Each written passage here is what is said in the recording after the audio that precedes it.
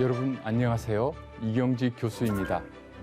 훈민복음, 세상을 깨우는 말씀을 통해 사도행전 말씀을 계속 살펴보고 있는데요.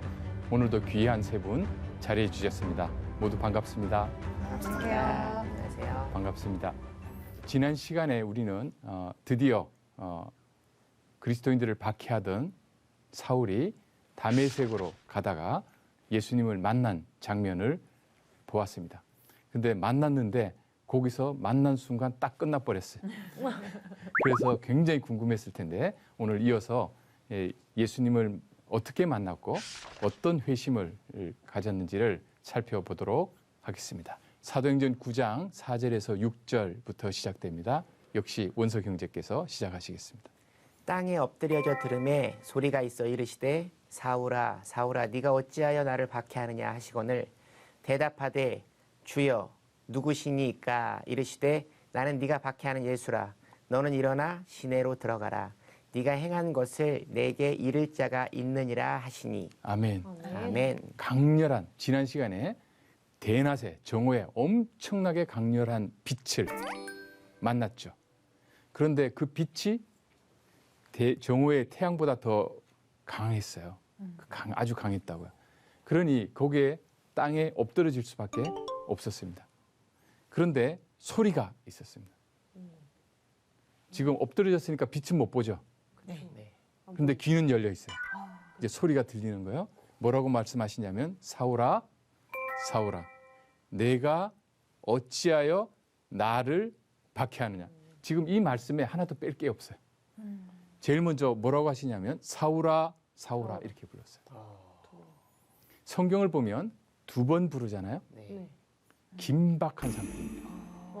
아주 긴박한 상태. 사무엘을 부르실 때도 사무엘아 사무엘아. 예루살렘을 보시고 예수님께서 슬퍼하실 때도 예루살렘아 예루살렘아. 그러니까 더 이상 사울을 이 상태로 두면 안 되겠다는 하나님의 판단, 예수님의 판단이 있는 거예요. 긴박한 부르심입니다. 긴박한 분. 이때 지금 여기 소리가 아까 있었다고 그랬죠. 소리라고 하는데 이건 굉장히 중요한 사건인데요.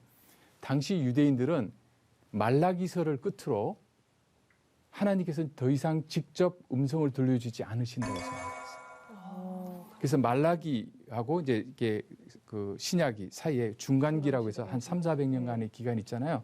그때 말씀이 희귀하고 말씀이 없는 시대예요.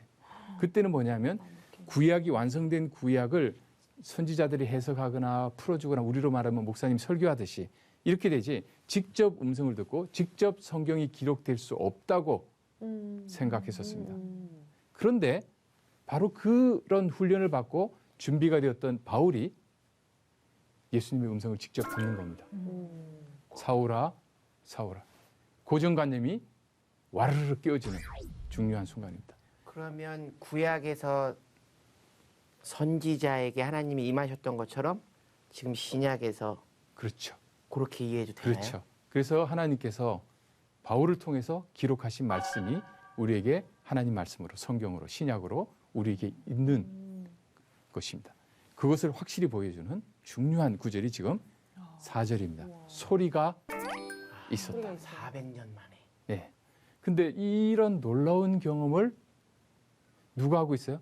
박해자가 하고 있는 겁니다. 진짜. 그렇죠. 놀랍다. 가장 경건하고 뛰어나고 훌륭한 분이 하면 좋은데 지금 박해자가 하고 있는 거예요. 그러니까 하나님께서 일하시는 방식은 우리의 예상을 뛰어넘습니다. 달리 말하면 우리가 다른 사람을 쉽게 평가하거나 판단해서는 맞아요. 안 되겠다. 저 사람이 무슨 하나님의 사역자가 되겠어? 저 사람을 하나님께서 쓰시겠어? 이런 우리의 고정관념을 와르르 끼워주시는 사건이 지금 4절에 있습니다. 그리고 사울아 사울아 긴박하게 부르셨어요. 내가 어찌하여 나를 박해하느냐 이렇게 말씀하셨어요.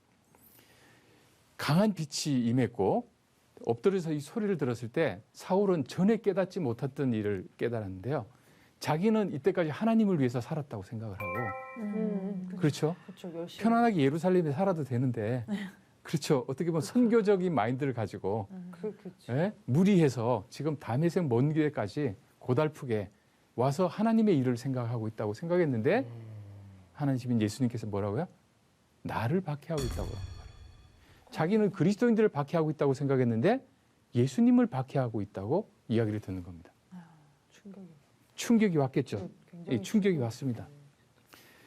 자기는 이제 하나님을 사랑한다고 하는 일이 하나님을 박해하는 일이죠. 근데 슬프게도 교회 역사를 보면 하나님을 사랑한다고 하면서 마녀 사냥이라는 이름으로 많은 신실한 그리스도인들을 화형시키고 불에 태우고 죽이는 일들이 있었습니다. 그럼 당시에 사울이 그러니까 유대인들이 당시에 유대인들은 예수님의 존재를 인정하긴 했어요. 안 했죠. 예수님이라는 분은 인정했지만 예수님이 하나님이신 건 인정하지 않았죠. 아, 예수님은 인정했지만 예수님이라는 분은 눈앞에 있으니까 그냥 뭐 네네네. 선생님이나 선생님이나 선지자 뭐 랍비나, 이런 느낌으로 예, 때로는 랍비 정도면 괜찮은데 훌륭한 하나님이라고 주장하는 순간 십자가에 못 박아야겠다고 생각을 했던 것이죠. 근데 지금 사울은 예수님의 음성을 들으면서 예수님을 박했다는 걸 어떻게 직감적으로 알았죠? 지금 아니 자기가 아는 것이 아니라 네. 예수님이 지금 알려주시는 거예요. 네. 이 예수님이 하시는 말씀이거든요. 네. 네. 너가 어찌하여 나를 박해하느냐. 요 말씀 듣고 5절에 보세요. 주여 누구시니까. 아, 아직 예수님이 하나님이신 줄을 모르는 모르고 거죠. 지금 모르는 누군가가 하여튼 지금 안 보이잖아요. 네. 네. 소리만 들리는 거예요. 들리는데 어찌하여 나를 박해하느냐 아, 하는 질문을 받은 거예요. 그러니까 이 소위 멘붕이 왔겠죠. 네. 멘붕이 왔어요. 그래서 5절에 보니까 주여 이렇게 강력하게 하는 정도면 주님이죠. 이거 하나님 아니면. 네. 네. 네. 근데 도대체 누구이십니까? 이렇게 물었어요. 근데 이 질문이 매우 중요해요. 우리가 가장 근본적으로 던져야 될 질문. 주님, 누구이십니까? 우리가 알아야 될 질문. 우리가 추구해야 될 지식이 뭐냐면 하나님을 아는 지식이에요. 예수님을 아는 지식이에요. 예수님이 누구이신지를 알게 되면 우리의 삶 전체가 바뀌어요. 그러니까 예수님이 하나님이시라는 사실을 안다. 이것이 가장 근본적이고요. 이것에 의해서 우리 삶 전체가 바뀌는 겁니다. 바울의 삶이 근본적으로 바뀌는 것은 예수님이 어떤 분이신지를 아는 데서 출발했어요. 오늘날도 마찬가지예요. 예수님이 어떤 분이시죠? 우리 죄를 위해서 십자가에 죽으신 분이에요. 그리고 죽는 데서 끝나지 않았어요. 부활의 생명으로 살아나신 분이에요. 그리고 부활의 생명을 우리에게 주신 분이에요. 우리를 죄와 사망에서 건져내 주신 분이에요. 그래서 우리의 주님이세요. 이게 굉장히 중요한 복음의 핵심 내용입니다. 복음은 뭐냐면 예수님이 누구인지를 아는 거예요. 근데 이 아는 것은 머리로 아는 것이 아니라 체험적으로. 달리 말하면 머리로 안다고 해서 그분을 나의 구주로 받아들이지 않을 수 있죠. 받아들인다면 내 삶의 변화가 일어나기 시작하는 거죠. 새 생명, 새 삶이 시작되는 것입니다. 가장 중요한 질문, 주여 누구이십니까? 이걸 노인가시라고 그러죠. 하나님을 아는 지식, 우리가 추구해야 되는 거. 예수님 뭐라고 말씀하시냐면 충격적인 대답을 해요. 나는 너가 박해하는 예수다. 자, 그렇죠? 엄청난 분을 만났어요. 그렇죠? 그래서 그분하고 뭔가 잘해보려고 물었는데 너가 나 박해한 사람이야. 원수였어. 철천지 원수였어. 이렇게 되면 어떻게 될까요? 죽었구나. 생각하겠죠. 그러니까 사울은 지금껏 자기가 예수님을 위해서 살고 있다고 생각한 거잖아요. 그렇죠. 그러니까 옳은 일을 하고 있다. 그렇죠. 주님을 위해서. 근데 예수님이 아니야. 네. 네가 그렇게 받게 했던 그 예수가 나야. 그렇죠. 이렇게. 제가 조금 전에 했던 질문이 여기서 헷갈리는 건데 네, 뭔지 지금 알겠어요. 그러니까 예수님을 박해했던 게 아니라 이 사람은 예수님의 존재를 알고는 있지만 사울은 지금 음성을 들으면서 절대자의 음성을 들은 그렇죠. 거고 그래서 내가 누구시니까 물었을 때 내가 예수라 했을 때 비로소 내가 섬기던 절대자가 예수님이라는 것을 깨닫게 된 상황이잖아요. 그렇죠. 그런 깨달음이 오는데 문제는 그분에 대해서 내가 그동안 박해했던 존재였다는 것을 깨달은 거죠. 동시에. 박해. 그리고 그러니 그를- 네. 그분이 날 그냥 내버려 두겠냐고요. 죽이겠죠, 나를. 끝난 거죠. 끝난 거죠. 한 방에 가는 거죠, 이제. 그러니까 얼마나 무섭겠어요. 그렇죠? 그리고 또 하나는 자기는 그리스도인들을 계속 박해해 왔는데 예수님을 박해한 적이 없거든요. 저는 거기서 헷갈렸어요. 예수님께 그래서 어떻게 된 거지? 그리스도인을 박해했지 예수님을 박해한 적은 없어요. 그러니까 억울할 수도 있겠죠. 그러나 예수님은 뭐라 하냐면 그리스도인들을 박해한 것이 곧 나를 박해한 것이다. 교회는 머리는 그리스도잖아요. 교회의 몸들을 찌르면 머리가 안 아프겠어요? 예, 아프죠. 예수 그리스도를 박해한 것이 된 겁니다. 그러니까 자기가 잘한다고 하는 일이 엄청난 잘못을 저지르고 있었음을 이 자리에서 깨닫게 되는 겁니다. 이 놀라운 부분이에요. 그런데 예수님이 이렇게 말씀해요. 너는 일어나 시내로 들어가라. 시네요. 시내. 다메섹 도시 안으로. 지금 도시는 아직 안 들어갔고 바깥에서 있는데 시내로 들어가라. 네. 너가 행할 것을 너에게 이를 자가 있느니라. 이렇게 말씀하셨어요. 보통 같으면 여기서 그냥 예수님께서 박살을 내시겠죠. 박살을 내야 돼. 우리 같은 박살을 낼 거 아니에요. 그런데 그렇게 하지 않았어요. 예수님께서는 도리어 사명을 주셔요. 너가 행할 것을 이를 자가 있다라고 말씀하셨어요. 요 대목이 매우 중요한데요. 요 부분은 굉장히 지금 짧게 묘사되어 있어요. 아주 짧게 묘사되어 있어요. 네. 그런데 뒤에 가면 사도행전 뒤로 가면 사도행전 22장에 가보면 이 사도 바울이 법정에서 자기가 예수님을 만난 체험을 증언을 해요. 거기는 자세하게 되어 있어요. 여기는 굉장히 짧게 되어 있는데 네. 자세하게 되어 있어요. 뭐라고 말하냐면 내가 이르되 주님 무엇을 하리까 이렇게 물었어요. 여기서는 생략되어 있죠. 아. 근데 뒤에 보면 요때 사도 바울이 예수님께 이렇게 물어요. 주님 무엇을 하리까? 굉장히 머리가 좋은 사람이네요. 네. 얻어맞기 전에 무엇을 할까? 그러니까 하나님이 예수님이 어떤 분인지를 알고 나면 그분이 주님인지를 깨닫고 나면 내가 그분의 종으로서 무엇을 해야 되는지 묻게 돼요. 그런데 우리는 감히 두려워서 이렇게 물을 수가 없어요. 머리 좋다고 하셨는데 우리는 이렇게 물을 수가 없어요. 그런데 우리는 이런 질문을 해야 돼요. 하나님을 아는 지식과 우리가 무엇을 해야 되는 것이 이것이 나란히 가요. 하나님이 어떤 분인지를 알면 알수록 우리가 무엇을 해야 될지 더 깊이 알게 돼요. 하나님이 어떤 분인지, 그럼 그 하나님에게 내가 종으로서 어떻게 반응해야 되는지. 근데 이게 한 번의 지식으로 끝나지 않아요. 바울도 그랬고 우리도 그래요. 사실 우리가 매일 큐티하고 말씀을 읽을 때 하나님이 어떤 분인지를 들여다보잖아요. 그래서 끝나는 게 아니라 우리 삶에 그러면 오늘 저는 주님을 위해서 이렇게 살겠습니다 하고 깨닫는 거예요. 근데 그 다음날 말씀을 읽을 때 또 하나님의 이런 부분이 있으시구나 하고 깨닫게 됐죠. 그러니까 마치 두 사람이 처음 만나서 사귀면서 시간을 오래 가지면서 점점 알아갈수록 상대방을 위해서 하는 일이 많아지고 하는 일의 의미도 깊어지는 이런 어떤 인격적인 관계의 지식이 여기서 형성되는 겁니다. 그러니까 우리도 끊임없이 바울처럼 물어야 돼요. 주님 누구이십니까? 그 다음에요.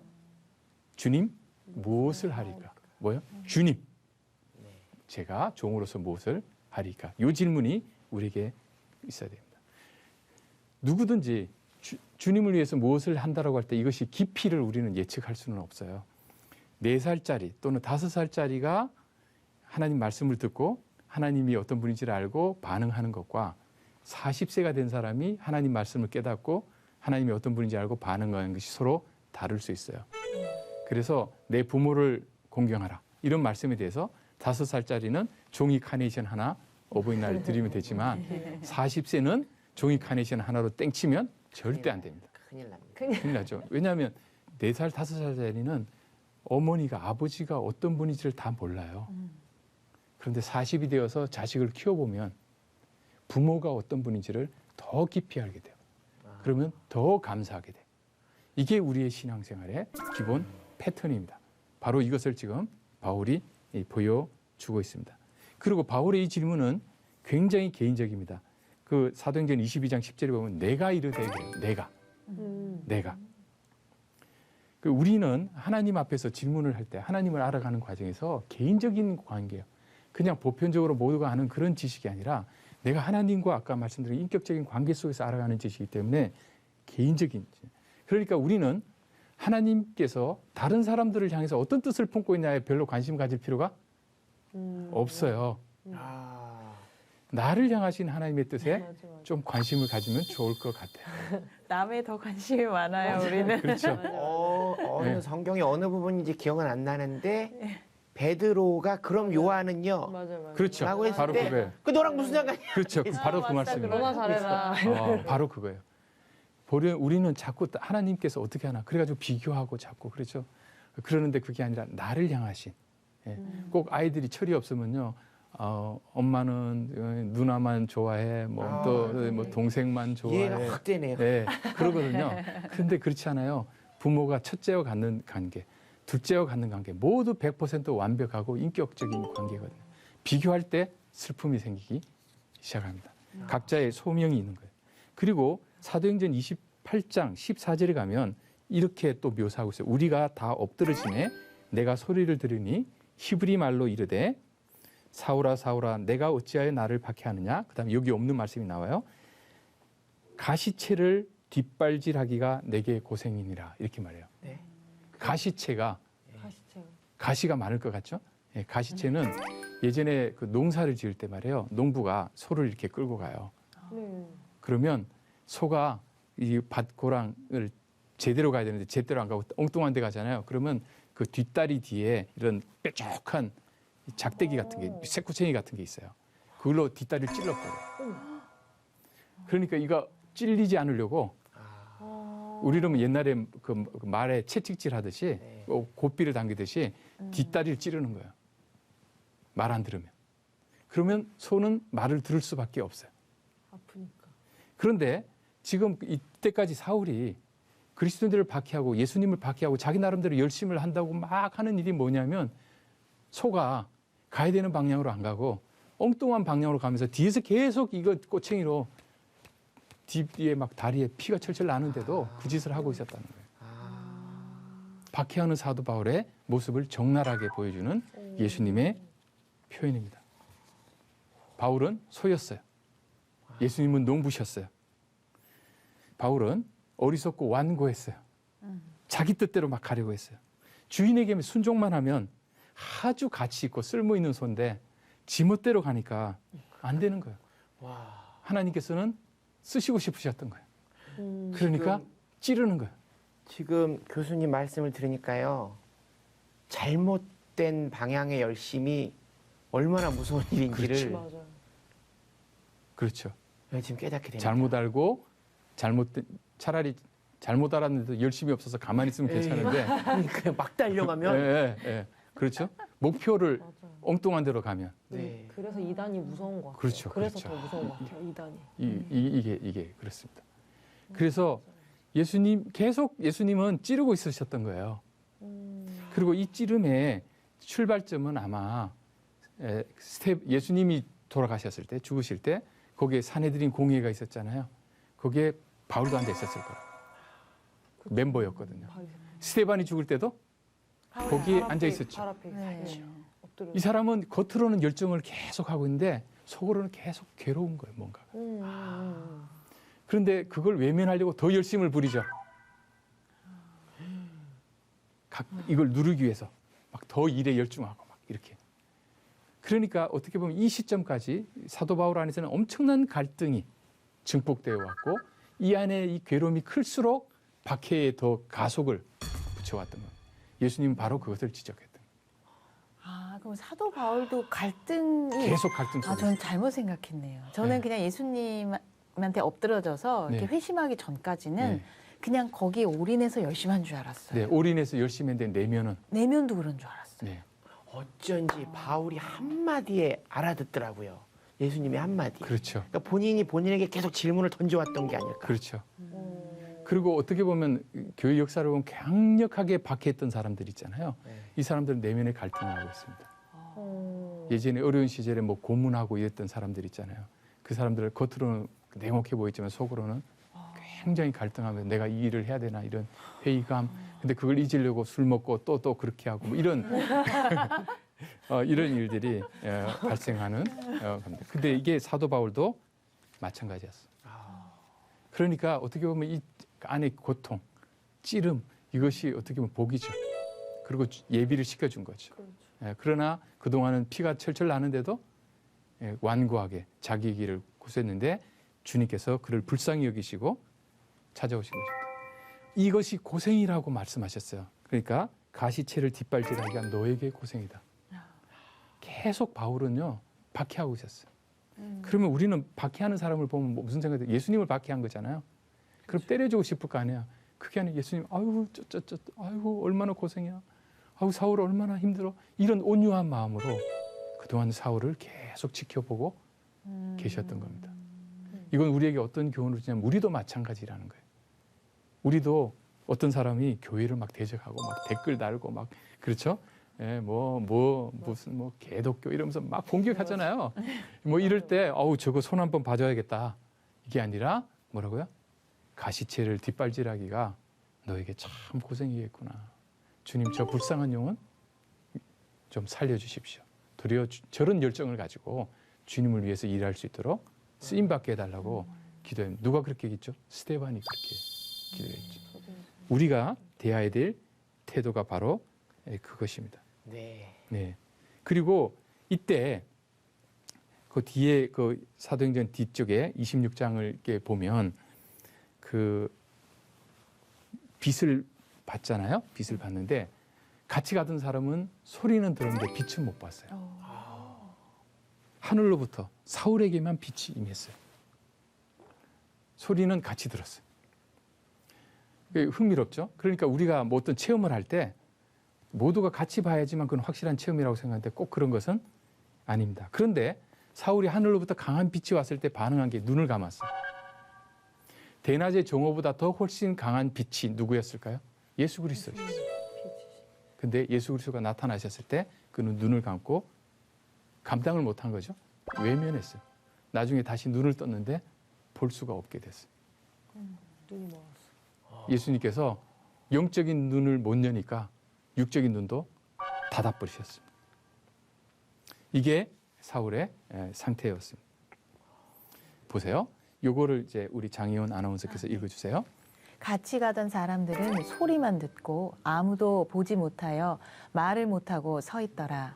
사울이 땅에서 일어나 눈은 떴으나 아무것도 보지 못하고 사람의 손에 끌려 다메섹으로 들어가서 사흘 동안 보지 못하고 먹지도 마시지도 아니하니라. 아멘. 같이 가던 사람들 소리는 들었어요. 그러나 아무것도 보지 못하니까 이게 뭐가 어떻게 되고 있는지 그렇죠?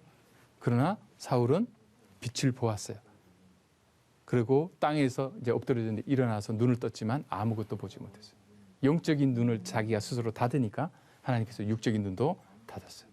이제는 자기가 박해한다고 주도적으로 나아가던 사람이 사람의 손에 끌려다니게 됐어요. 가장 비참한 상태로가 됐어요. 육적인 눈도 보지 못하게 됐어요. 이거 좋은 일일까요? 나쁜 일일까요? 나쁜 일이죠. 나쁜 일이죠. 지금은. 그렇죠. 그러나 네. 좋은 일의 시작이죠. 근데 저는 순간 그런 상상도 좀 했어요. 정오에 밝은 빛이 임했다고 하는데 아마 우리가 보는 태양과는 또 달랐을 것 그렇죠. 같아요. 중동이니까. 해가 더 뜨겁고 더 더 하나 뜨겁죠. 더 이글이글 타오르는 태양 밑에서 우리가 보는 빛보다 훨씬 더 강한 그렇죠. 빛을 보시지 않았을까? 그렇죠. 빛으로 나타나시지 않았을까? 네. 요한복음에 예수님을 빛이라고 말씀하시죠. 우리 세상에 아마 어떻게 보면 사도 바울이 부럽죠? 그런 빛을 직접 봤으니까. 굉장히 무섭습니다. 그런데도 눈을 감아 버렸어요. 그리고 이게 뭘 말하냐면요. 우리가 주님을 만나려면 좋은 일을 얻으려면 먼저 옛 자아가 깨어져야 돼요. 옛 방식이 깨어져야 돼요. 내가 있는 그대로 새술은 새부대 내가 깨어지는 아무것도 안 보니까 그래서 어떤 경우에는요. 주님을 만나기 전에 그 전에 자기 안에 모든 것이 깨어질 때 사람들이 이 절망을 벗어나려고 빨리 옛날로 복귀해버리는 일이 발생합니다. 왜냐면 편하니까요. 그렇죠. 불안하니까. 그렇죠. 그다음에 뭐 보장도 안 되니까. 네. 그러나 이때 기다림이 필요합니다. 사흘 동안 보지 못하고 먹지도 않고 마시지도 않고 가장 밑바닥에 그 사회 가장 절정에서 가장 밑바닥에 그러나 여기서 끝나는 것은 아닐 것입니다. 그건 우리가 다음 시간에 하도록 하고 여러분의 질문을 받도록 하겠습니다. 근데 하나님께서는 항상 이렇게 보면 드라마틱하신 게 네.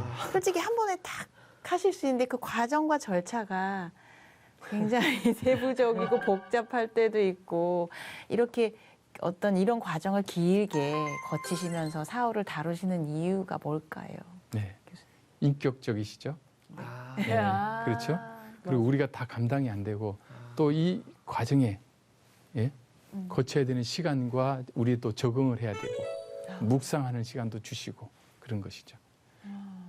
이 과정이 왜 이렇게 쓸데없이 긴 힘든 시간을 주었을까? 바로 그냥 합격 통지를 하지 이럴지 모르지만 이것이 들어와서 일을 하는데 그 사람에게 유익하기 위해서 하나님이 배려하시는 과정이다. 이렇게 보시면 되겠습니다. 잘 쓰임 받게 하시기 위해서. 그럼요. 네. 저는 개인적으로 다음 시간 말씀이 굉장히 기대가 되는 네. 게 뭐냐면 지금 3일 동안 보지 못하고 먹지 못하고 나가지 못했잖아요. 이 시간 동안 바울의 소문이 다 퍼졌을 거 아니에요. 그렇죠. 난리 났겠죠. 네. 난리 났죠. 들어봤니? 못 움직인데 눈이 멀었대. 네. 그래서 다음 시간에 바울의 행보와 사람들의 반응이 너무 궁금해요, 지금. 네, 그렇죠. 네. 맞아요. 그러니까 예수님 그리스도들을 박해하려고 결국 예수님을 박해하려고 가장 선두에 섰던 사람이 가장 드라마틱하게 꼬꾸라졌잖아요. 맞아요. 꼬꾸라졌어요. 네. 꼬꾸라졌어요. 이건 굉장히 박해자들에게는 엄청난 소식이고 박해 받던 사람들에게도 엄청난 소식이고 그런데 양쪽 다 믿기지 않았을 거예요. 네. 예, 뒤에 보면 아나니아라고 하는 분이 안 믿겨져 가지고 무섭죠. 무서워하는 장면이 나오거든요. 얼마나 그런데 실제 하나님께서 어떤 사람을 꼬꾸라뜨리셨는데 그 사람이 그 전에 보여줬던 워낙 강렬함이 있어서 이걸 못 믿고 또 여전히 두려워하는 우리의 모습. 예수님께서 십자가에서 우리 죄를 해결하시고 사탄을 꼬꾸라뜨리셨는데 아직도 우리는 악의 세력을 두려워하고 유혹에서 쉽게 넘어지면서 예수님의 능력, 십자가의 보혈의 능력을 못 믿고 떨고 있을 수도 있다 하는 것을 여기서도 알 수가 있겠죠. 네. 아니, 못 믿는 건 아닌데 이제 떨고 있는 거죠. 저기 예, 이제 예, 예. 악의 100%. 세력이 너무 강렬해서 그렇죠. 꼬꾸라졌는데도 워낙 그 전에 이미지가 그렇죠. 그래서 호랑이나 이럴 때 어릴 때부터 이렇게 길들여 놓으면 커서 자기의 힘을 발휘하는데도 조련사의 말에 꼼짝도 못하게 되는 것처럼 그렇게 이전의 경험이 워낙 강하니까 하나님께서 모두 쓰시는 바울처럼 그리고 그 과정에서 고통과 고민과 이런 것들이 있더라도 나중에 그것이 눈물이 변해서 기쁨이 되고 모든 어려운 것들이 감사의 조건으로 바뀌는 그런 것들을 믿는 그런 우리 모두가 되었으면 합니다. 함께해 주신 여러분 고맙습니다. 감사합니다. 감사합니다.